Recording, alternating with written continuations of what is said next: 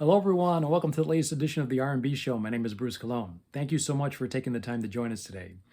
My co-host Ron Ben Joseph is off immersing himself in all things doors in preparation for the next entry in our Overrated or Not series, this time covering the Doors' LA Woman. We hope to get that video to you within a couple of weeks, but until then, I wanted to get a quick video out on a topic that has been on my mind since the weekend, and that is an unwelcome trend that I've been noticing personally in the Super Bowl halftime shows ever since they made the transition, maybe about 10 years or so ago, from older artists to more contemporary pop stars. More specifically, how it's become more of a showcase for gaudy TV production and over the top set design rather than for artists themselves. I do have a few bullet points that I'll be referring to throughout, so bear with me on that, but let's just dive right in. So, of course, there was always going to come a time when the halftime show could no longer rely on classic rock or pop vets to carry the load. They were aging out, and there was, I think, a concerted move to connect with younger consumers and stay relevant. So that transition was pretty much inevitable. But with that came even more of a reliance on spectacle over performance, in my opinion. And that's not a knock on all of these current pop stars today. Some are definitely more capable and I think more talented than others. For example, no one out there is questioning Beyonce's singing or performing ability, but the staging itself has become increasingly gimmicky, tacky, annoying, from the Black Eyed Peas performance several years back to this year's train wreck by Rihanna and company. Now, Rihanna is a huge current star. I'm not denying her impact as a recording artist in the least. Her and her creative team produce very, very effective pop records. And for many years, she's had a legitimate rock guitar god by her side in her touring band, as well as many other very, very talented musicians as part of her live presentation.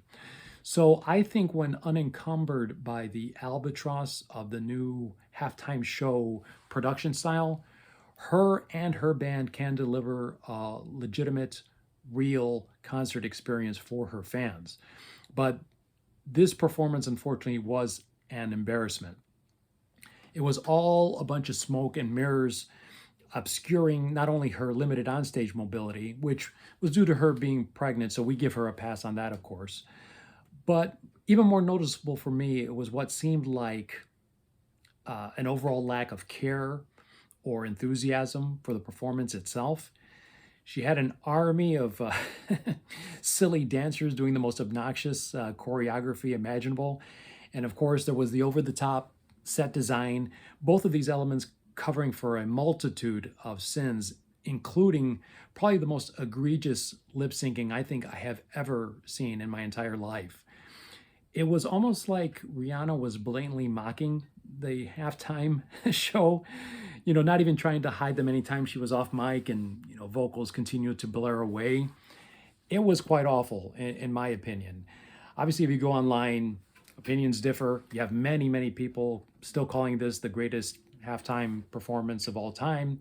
But unfortunately, if you happen to disagree with that opinion, you will often get labeled racist, misogynist, or both. Valid criticisms no longer seem to be welcome here.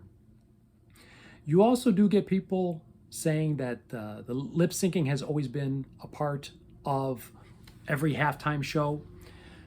Yeah, maybe for these past 10 years, but if you look at, for example, Prince's performance from many years back, there's no way you can tell me that him and his band were playing to pre-recorded vocal and backing musical tracks.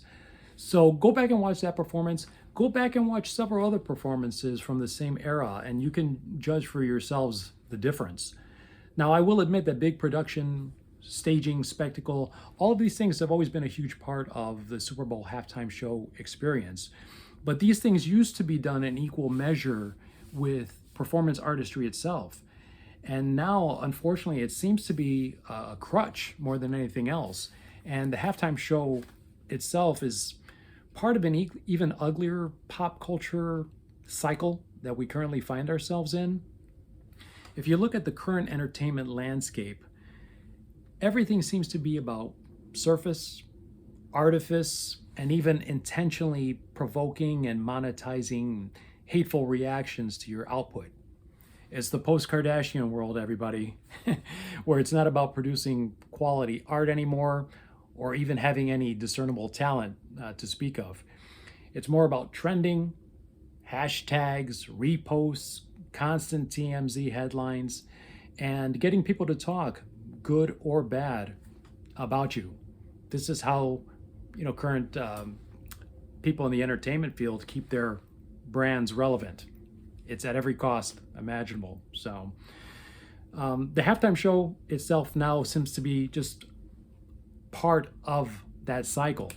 It's just more disposable content designed to elicit the same type of response.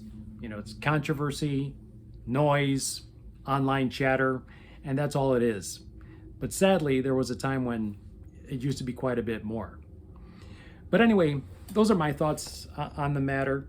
If you like the video, please give us a thumbs up, and please consider subscribing to the channel so you don't miss any future content. More importantly, share your thoughts on this year's halftime show. Did you enjoy it? Are you someone who enjoys more the spectacle of it all and aren't particularly bothered about the particulars of the performance?